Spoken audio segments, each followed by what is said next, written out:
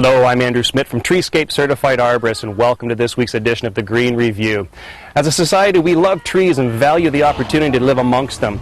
There's a certain aesthetic environmental value associated with living amongst the trees, and it also increases the value of our property, sometimes as much as 20%. It's ironic, actually, that the construction process can actually be deadly to the trees around the property. Quite often, a lot of these damaged trees won't show any outward symptoms for several years. So as a result, when the trees do start to decline or we actually start to lose them, we don't associate it with the construction that took place several years before.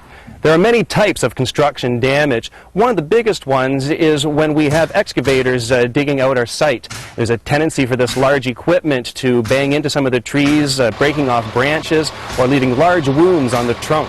There's also the tendency of this machinery cutting off the roots. Now, these roots extend well beyond the tree's drip line, and digging and trenching will disturb or sever these roots. And damage to the tree is greater the closer these roots are severed to the tree.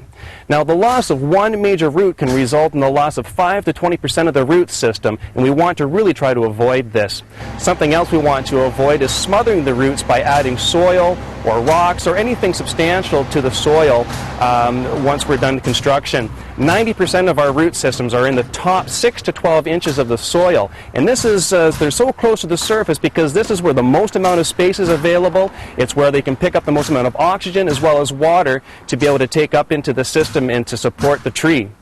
Something else we want to look at avoiding is soil compaction. The ideal soil condition for a root to develop consists of 50% pore space, and it's this pore space that is filled with air and water, again, to support the tree.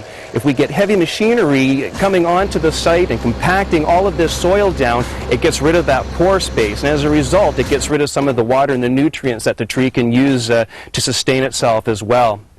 It also creates an impervious surface, which also keeps out oxygen and water from even getting into the soil.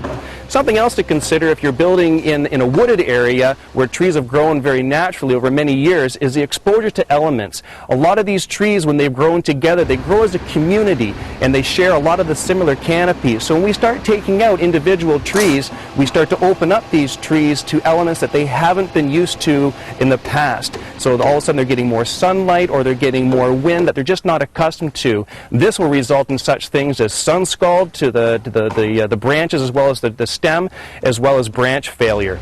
So what can we do to minimize this damage? Well, first and foremost, seek out the advice of a reputable consulting arborist. Next, set a tree protection plan in place and make sure everybody involved in the project understands it.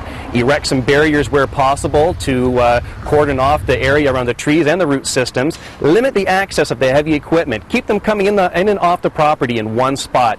And finally, and probably most importantly, make sure you put together a post-construction maintenance program with your arborist. Well, that's all the time we have for today's Green Review. Until next week, here's your point to ponder. Trees keep our air supply fresh by absorbing carbon dioxide and producing oxygen.